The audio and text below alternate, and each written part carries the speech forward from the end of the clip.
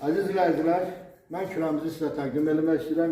Tələsiz olduğu üçün kürəmizə biz bu günləri toyuq qoyacağıq, kənd çorpasıdır. Demək, kürəmiz 250 dərəcəyə qızdıqdan sonra kürəmizin qazlarını biraz endiririk aşağı. Zaslonkamızı bağlayırıq və qapımızı örtürük. İnşallah yarım saatdan sonra hazır olandan sonra yenə çəkiş apararıq. Əziz izləyicilərimiz, yarım saatimiz keçdi. Görək bizim buradakı toyumuzun vəziyyəti nə yerdədir. Üzrü hesab eləyin. Başlarına çəkəcəyik. Mən istərdim qazlarımızı söndürək, daha qaza ehtiyac yoxdur.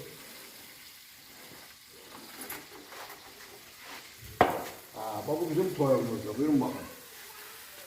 İnşallah bunun yerinde kuzu olsa bundan da olardı. Sağ olun.